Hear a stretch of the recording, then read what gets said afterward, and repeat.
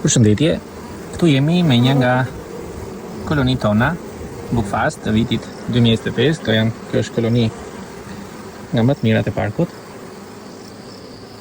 Dhe dua t'ju tregoj arsyeën sepse ne punojmë me Bukfast.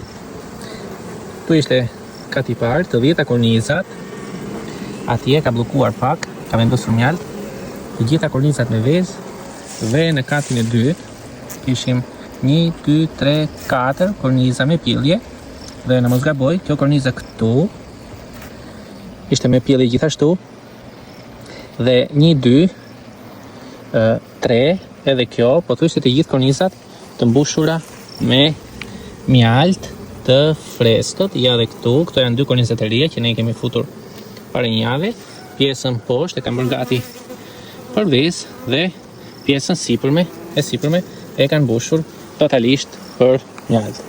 Sot është data 6 maj dhe të kjo koloni ne do vendosim diafragmën. Si e vendosim ne diafragmën? Në katin e poshtëm ne do mundohemi që t'i lëm pak hapësirë mëmës, domethënë pjelljet me kornizat me pjellje të re do t'i lëm bashkë me mëmën, për arsye sepse nëse vendosim në katin e dytë, bleta zakonisht vezët i konsumon dhe kështu që na bën hapa mbrapa nga popullsia. Ne do lëm kornizat me vezë në katin e parë dhe ato 2 kornizat e reja boshe gjithashtu do t'i vendosim në katin e parë në mënyrë që mëma ta mbushim me pjellje dhe mjaltin e ri të vendosur ta zhvendosi dhe ta ngrej në katin e dytë. 2-3 korniza, në mos gaboj këtu, ishin me pjellje të vullosur, gati në të dalë, kështu që mëma për një javë 10 ditë do ketë hapësirë më së të mjaftueshme për të lëshuar vezë dhe nuk besoj se do kemi probleme me rojitjet me këtë koloni, duke qenë se deri tani ajo nuk ka ngritur asnjë çibuk. Tema e sotme është si dhe kur i vendosim diafragmat. Janë faktorë të ndryshëm në të cilën ne mund të bazohemi për të vendosur diafragmat, por në logjikën time, unë zakonisht i vendos diafragmat gjithmonë në këtë kohë, diku në fillim të muajit maj, ku kolonitë kanë arritur maksimumin e tyre dhe etet e rojitjes janë duke mbaruar, të paktën në zonën time, dhe kur kolonia ka shkuar të paktën 13-14 korniza me pjellje. Për shembull, kjo koloni e kam bërë video dhe herën e kaluar, në mos gaboj ka qenë diku të 16 korniza me pjellje dhe maksimumin e saj e ka kaluar në korniza me pjellje. Tani, çfarë kemi bërë? I kemi dhënë hapësirë. Në katin e parë, kemi ullur mbretëreshën e katin e parë, i kemi dhënë hapësirë, në mos gaboj 1, 2 dhe kjo korniza këtu janë korniza me pothuajse boshe, me mjalt, me pak mjalt, ku mbretëresha do të spostoj mjaltin dhe do t'i mbushi me pjellje të reja. Do vim pas një jave 10 ditësh, do bëjmë një kontroll tjetër dhe nëse do jetë nevojshme, ne do t'i japim përsëri. Do ngrem një kornizë me pjellje në katin e dytë ose 2 korniza me pjellje të vullosur në katin e dytë dhe në katin e parë do vendosim 1 ose 2 korniza boshe. Kjo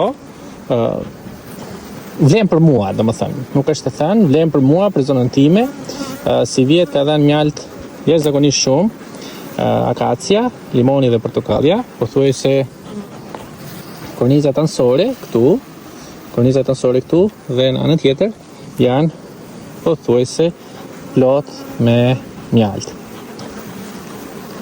Kjo pra është ideja, gjykimi kur kolonia arrin kulmin e saj. E dyta është kur kolonia ka kaluar ethet të rojitjes, për shembull kjo koloni nuk ka hyrë fare në ethet rojitje, janë mëma Bukfast të vitit të kaluar të reja, kështu që ato nuk parahyjnë në rojitje vitin e parë të punës, por fokuson te pjelljet dhe tek mbledhja e mjaltit. Mjalti i ri ka vendosur këto 6 kornizat që shikoni të shkëputura në mes, janë të gjitha me pjellje dhe mjalt. Edhe mjalti i ri ka filluar të vi. Ky është vetëm kombinimi natyrë plus natyrë dhe asgjë tjetër. Tani sigurisht ka të bëj edhe bleta, shëndeti bletës dhe të gjitha, por këtë e bën vetëm natyra. Tu kemi produktin Chalk Mucostop Brood, do të thënë që është kundër sëmundjes së askeoferozës ose pjelljes së gëlqërizuar dhe të thatë. Këtu kemi një rast suksesi, në fakt unë gabova pak sepse e pastrova fundin për të siguruar që herës tjetër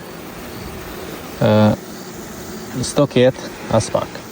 Kjo ka pasur një infeksion të lehtë, sot kishte vetëm 1 ose 2 pjellje të thara të rrëzuara. Kolonia duhet të jetë shumë i ngjeshur dhe duhet të ushqehet fort në mënyrë që çdo qelizë e pastruar nga pjellja e ngurtësuar, nga pjellja e thatë e askeoferozës të mbushet menjëherë me mjalt, nektar ose shurup që ne ushqejmë. Aplikojmë çdo 7 ditë 20 deri në 30 cc nga Mucostopi dhe ju siguroj që rezultati është shumë i mirë. Duhet bëni kujdes me pajisjet që përdorni. Kolonia që ka myk duhet të hapet gjithmonë e fundit në parkun tuaj dhe menjëherë pas kësaj duhet të dezinfektoni veglat, tymsen, levën dhe të lani mjaft mirë duart. Sepse nëse hapni koloni të tjera, rrezikoni që t'ja transmetoni dhe atyre.